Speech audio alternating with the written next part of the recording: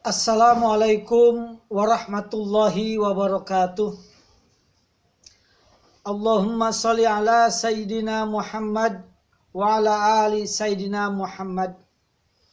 Sahabat-sahabat yang berbahagia,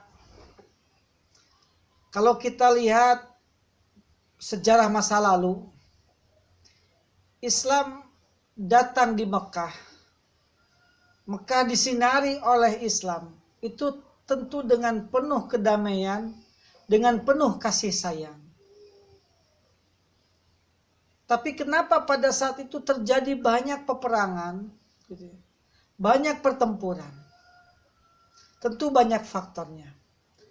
Di antara faktor itu adalah karena pada saat itu Islam betul-betul ditindas, betul-betul diperangi gitu ya. Ya kalau orang diperangi tentu dia akan bela diri, dia akan menjaga diri. Misalkan kalian ditantang di sebuah lapang untuk berperang. Nah sebagai seorang kesatria, sebagai seorang pejuang, tentu akan menjawab tantangan itu. Atau kita lah di Indonesia ini dulu berapa ribu para pejuang kita yang wafat, yang gugur di medan perang. Kenapa ada peperangan di Indonesia? Ya karena kita dijajah. Sehingga kita melawan, kita bela diri, kita menjaga diri, menjaga harkat martabat kita semua. Terjadilah perang. Nah pada masa itu juga Islam ada peperangan, ya karena Islam pada saat itu benar-benar ditantang. Gitu. Nabi Muhammad SAW ditantang oleh orang-orang kafir Quraisy, misalkan untuk berperang di mana? Di Badar, berperang di Uhud, gitu, dan lain sebagainya. Dan Islam datang ke suatu daerah itu penuh dengan kedamaian. Gitu. Semisal kita lihat pada Fathul Mekah, gitu ya. Pada Fathul Mekah ini Nabi melarang kepada para sahabatnya untuk membunuh, untuk menganiaya, untuk menghina. Dilarang membunuh orang tua, perempuan, anak-anak gitu.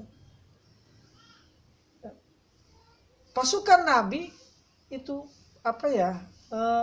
melawan itu ketika diserang.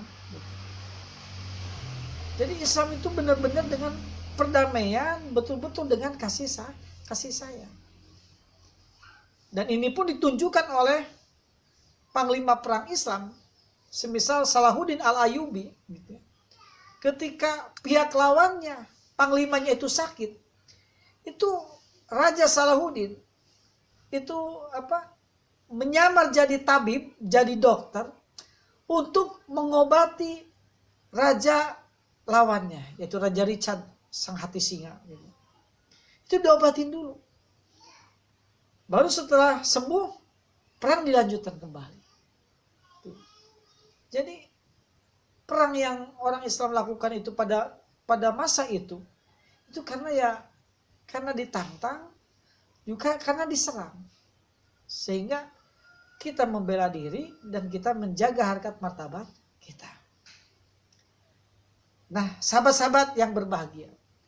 Pada saat itu ada seorang pejuang Quraisy yang sangat gigih sekali melawan Islam. Dia adalah Amr bin As. Amr bin As ini seorang pejuang, seorang panglima, gitu. Juga seorang politikus, ahli negosiator. Amr bin As ini tentu dia sangat membenci Nabi Muhammad SAW dan pasukannya. Beberapa peperangan, gitu ya, dilakukan Amr bin As untuk melawan Islam. Tapi syukur alhamdulillah 6 bulan sebelum Fathul Mekah, Amr bin As ini datang ke Madinah bersama Khalid bin Walid dan Utsman bin Tolha, menyatakan keislamannya untuk ikut dengan Nabi Muhammad SAW. Nabi Muhammad SAW tentu sangat senang sekali kedatangan putra-putra terbaik Mekah untuk menyatakan untuk menyatakan masuk Islam.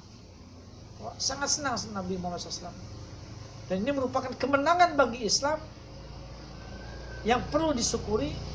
Ini anugerah dari Allah Ta'ala. Sahabat-sahabat yang berbahagia, Amr bin As ini membela Islam dengan jiwa raganya. Beberapa peperangan Amr bin As ikuti, karena dia ini seorang pejuang, seorang kesatria gitu.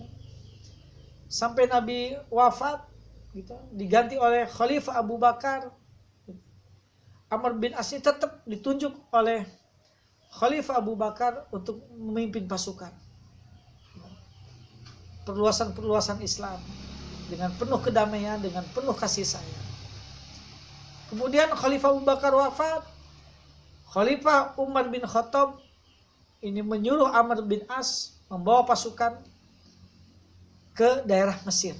Karena Mesir pada saat itu lagi dijajah oleh orang-orang Romawi. Nah, Amr bin As ke sana untuk membebaskannya dengan membawa 40.000 pasukan. Kemudian di tengah perjalanan gitu ya, sahabat Umar bin Khattab itu menyurati Amr bin As gitu ya. Karena apa? Karena sahabat Umar ini khawatir dengan pasukan sedikit melawan pasukan Romawi pada saat itu yang sangat banyak sekali. Kemudian Umar bin Khattab radhiyallahu an menyurati Amr bin As, kalau seandainya pasukannya belum nyampe Mesir, tolong kembali lah. Tapi kalau sudah nyampe Mesir, teruskan. Semoga Allah memberi pertolongan. Nah, ternyata surat itu sampai kepada Amr bin As. Amr bin As telah masuk ke perbatasan Mesir. Sehingga setelah dibaca suratnya, Amr bin As radhiyallahu an meminta pendapat dari para sahabatnya, para pengawalnya. Apakah kita akan lanjut itu membebaskan Mesir atau kita akan kembali ke Madinah? Ternyata para sahabatnya gitu ya, itu berpendapat kita lanjut wahai Amr bin As, karena kita sudah berada di Mesir. 40.000 pasukan melawan 50.000 pasukan pasukan Romawi. Tapi alhamdulillah 4.000 lawan 50.000. Tapi alhamdulillah kemenangan diraih oleh pasukan Amr bin As. Nah, sahabat-sahabat yang berbahagia, kemudian setelah itu masyarakat Mesir menyambut kedatangan pasukan Islam, dan ketika datang Islam tidak memaksakan agamanya. Yang berbeda dengan agama Islam silakan, agamamu agamamu, agamaku agamaku. Kita jadikan Mesir pada saat itu penuh dengan toleransi, dengan kasih sayang, dengan perdamaian. Karena itu yang diajarkan oleh ajaran-ajaran Islam. Itu yang dipesankan oleh Nabi Muhammad SAW. Sampai sahabat Amr bin As itu diangkat menjadi gubernur Mesir pada saat itu. Beliau memerintah dengan penuh adil, dengan penuh bijaksana. Jangan sampai ada rakyatnya yang merasa terzalimi. Dan alhamdulillah Amr bin As sukses membawa Mesir kepada kejayaan pada saat itu. Nah, pernah ada kisah Mesir pada saat itu lagi dilanda oleh wabah, itu wabah pes seperti kita corona ini. Dan kejeniusan Amr bin As pada saat itu memerintahkan penduduknya untuk menjaga jarak atau social distancing. Kemudian juga untuk memakai kayak cadar gitu. Kalau sekarang masker lah gitu. Juga sesalaman untuk menjaga jarak. Nah, ini yang dilakukan oleh Amr bin As. Nah, sahabat-sahabat yang berbahagia, Amr bin As itu meninggal pada usia 81 tahun pada tahun 664 Masehi. Dari cerita ini kita bisa meneladani akan jiwa kesatria Amr bin As, akan keadilan Amr bin As, akan keberanian Amr bin As. Dan kita tentu dalam kehidupan ini harus berani dalam kebaikan, harus adil dalam kebaikan, juga harus penuh dengan ketaatan dan ketakwaan kepada Allah Subhanahu wa taala. Sahabat-sahabat yang berbahagia, mudah-mudahan mutiara hikmah ini bermanfaat untuk sahabat-sahabat sekalian, untuk kehidupan ini. Akhirul kalam, wassalamualaikum warahmatullahi wabarakatuh.